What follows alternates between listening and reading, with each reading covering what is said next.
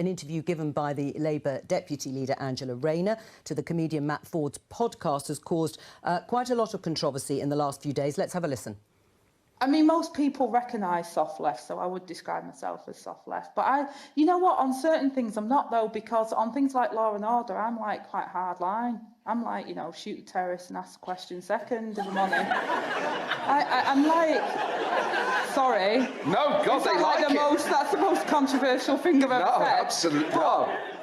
Yeah, the audience laughing there. Let's talk to Shonali Bhattacharya, who's on the National Coordinating Group for campaign group Momentum. Shonali, you didn't find it funny. Why not?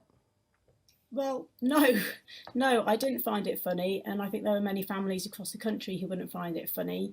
Those comments were made at a time when the name of Jean Charles de Menezes has rightly been remembered in the news again following Cressida Dick's resignation.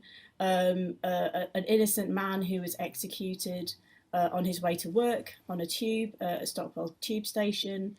Other names, Harry Stanley, a father of 3 who was executed by the police following a tip-off that he was carrying a gun in a bag. It was actually a table leg in a bag. Mohammed Abdul Kahar, who was shot by the police after a botched anti-terror raid where police went to the wrong household. OK, so you don't think Angela Rayner should have said it? No, it's not a laughing matter. Okay. Comments like this, it's both a way of sort of muddying the waters around what the police are actually able to do. It's within police powers to use lethal force if necessary to protect public life. So actually what she's saying is something which is actually wholly uncontroversial, but she's saying it in a way in order, I think, to posture and to seem to be tough for the right press. Angela Rayner wasn't just talking about terrorism. In her comments, she actually went on to conflate terrorism with petty crime and antisocial behaviour. And that's extremely worrying. Like in the current context where we're seeing an increasingly authoritarian government, that's extremely worrying that the deputy leader is trying to conflate those two things. And it does suggest it's part of a bigger context of what seems to be a drift rightwards around law and order by the Labour Party, which I think at the current moment, if we think about the past 2 years where we've had some of the most powerful protests in pursuit of racial justice, of course, Keir Starmer and Angela Rayner themselves took the knee in order to show their support for Black Lives Matter.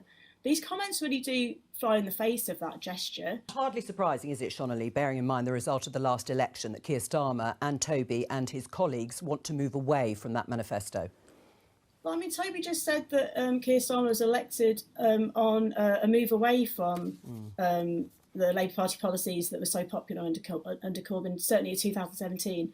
But actually, that's not true, is it? Keir Starmer was elected on his 10 pledges, which actually continued the economic radicalism of the Corbyn era, as well as specifically things like public ownership, the Green New Deal. That's what people voted for him to pursue within the Labour Party. Yes. And I have to say that right now, today we hear that bankers will be receiving the biggest bonuses that they will enjoy since the 2008 economic crisis.